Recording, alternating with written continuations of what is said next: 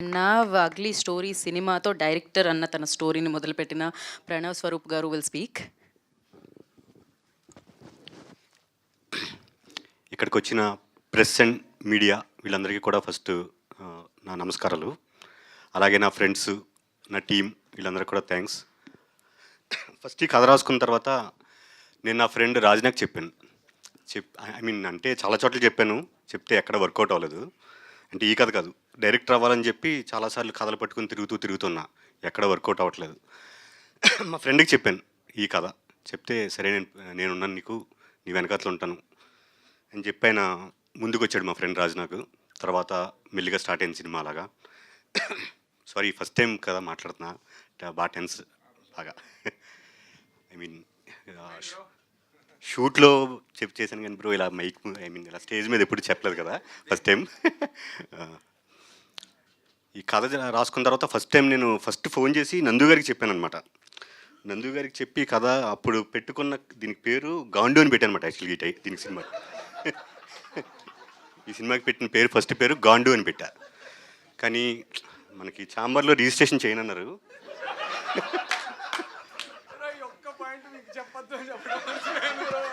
ఆయన అదొక్కటే చెప్పొద్దని రిక్వెస్ట్ చేస్తే అదే ముందు చెప్పారు.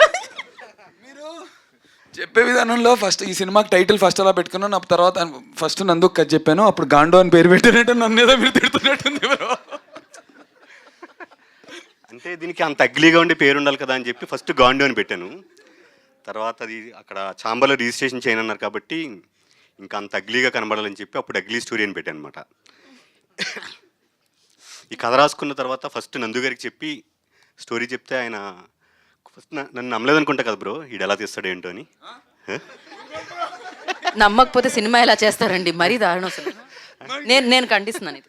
ఇప్పుడే బెక్కం గారు నేను కథ చెప్పిన తర్వాత ఫుల్ సపోర్ట్ చేసి సపోర్ట్ బ్రో. అంటే ఫస్ట్ ఇనీషియల్ గా కథ చెప్పిన వెంటనే బ్రో నాలో ఉన్నటువంటి కార్తిక్ ని బయటికి తీసుకురా బ్రో. ఈడు ఎంత ఈడేమో చాలాసార్లు అన్నారు, ఈడేమో నువ్వేంటి బ్రో ఈ కథ ఏంటి బ్రో అని చెప్పి. అదే అంటే అసలు ఈ ట్రైలర్ చూసిన వాళ్ళకి ఈయన వేసే డ్రెస్సింగ్కి కళ్ళద్దాలకి సంబంధం లేదు. మీరు మా ఇంటర్ కాలేజ్లో జూనియర్ లెక్చరర్లా ఉన్నారు, మీరు అగ్లీ స్టోరీ తీస్తారని ఎలా అనుకుంటాం బ్రో. అంటే బయటకు ఒకలా ఉండి లోపలికి ఒకలా ఉంటారు కదా బ్రో అందరూ, అది ఆ లోపల యాంగిల్ చూపిద్దాం అని చెప్పి కదా. యా నేను కూడా నమ్మలేదు కదండి. సో నెక్స్ట్ అవికా గారికి చెప్పాను అనమాట స్టోరీ. అంటే అవికా గారిని ఎందుకు తీసుకున్నానంటే అవికా గారు బాలికా వధు చిన్నారి పెళ్లి కూతురు చేసి ప్రతి ఇంట్లోకి చాలా రూటెడ్గా వెళ్ళిపోయారనమాట ఆవిడ. ఈ కథలో హీరోయిన్ కొద్దిగా పెయిన్ సఫరింగ్ అది ఉంటుంది. సో అలాంటప్పుడు వేరే అమ్మాయిలు ఎవరైనా చేస్తే అది అందరూ ఓన్ చేసుకోలేరు. అదే అవిక చేసింది అంటే మన ఇంట్లో అమ్మాయి ఏదో ఫీల్ అవుతుంది, మన ఇంట్లో అమ్మాయికి ఏదో కష్టం వచ్చింది అని చెప్పి ఫీల్ అవుతారు. సో అందుకని చెప్పి అవిక గారిని తీసుకున్నాను అనమాట. ఇంకా బ్రో ఈ కథ చెప్పింది తర్వాత నెక్స్ట్ బెక్కిం వేణుగోపాల్ గారికి చెప్పాను. అంటే హీరో గారికి వాళ్ళకి చెప్పకముందే చెప్పాను కదా సార్. అవునా, ఫస్ట్ స్పీచ్తోనే వైరల్ మీరు. అంటే టెన్షన్ వచ్చేస్తుంది బ్రో యాక్చువల్గా. అది మీరు టెన్షన్ పడుతున్నట్టు లేదు. ఓకే ఎగ్జాక్ట్లీ మా కెమెరా అక్కడ వంగిపోతుంది చూడండి. ఓకే. సో గోపి గారికి చెప్పాను, ఆయనకి ఇంకా వేరే 2-3 స్టోరీస్ చెప్పాను. ఈ స్టోరీ యాక్చువల్గా వెబ్ సిరీస్ కానీ రాశాను అనమాట. ఇది వెబ్ సిరీస్కి ఇంకా వైల్డ్గా రాశాను బాగా. అంత వైల్డ్గా అయితే నిన్ను ఇండస్ట్రీ బ్యాన్ చేస్తుంది, నువ్వు ఇంట్లో కూర్చోవాల్సి వస్తుంది ఇంత వైల్డ్గా తీస్తే అని చెప్పారు ఆయన.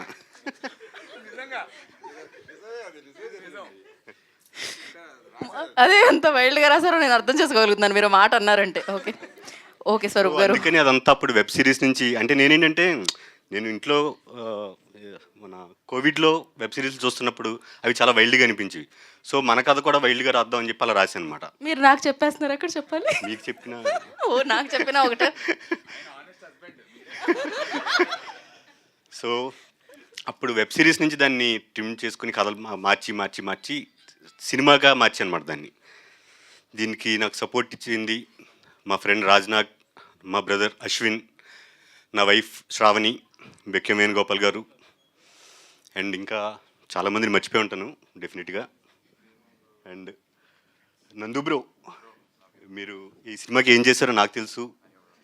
అంటే సినిమా కథ చెప్పిన తర్వాత ఈయన రెమ్యూనరేషన్ ఎంత అని అడిగితే బ్రో రెమ్యూనరేషన్ అదంతా కాదు, చేస్తాను, రెమ్యూనరేషన్ అదంతా మనం మాట్లాడదాం బ్రో, నాకు ఈ కథ చాలా నచ్చింది, నాకు ఈ కథ చేస్తానని చెప్పి ఆయన ఈ కథ ఒప్పుకున్నారనమాట.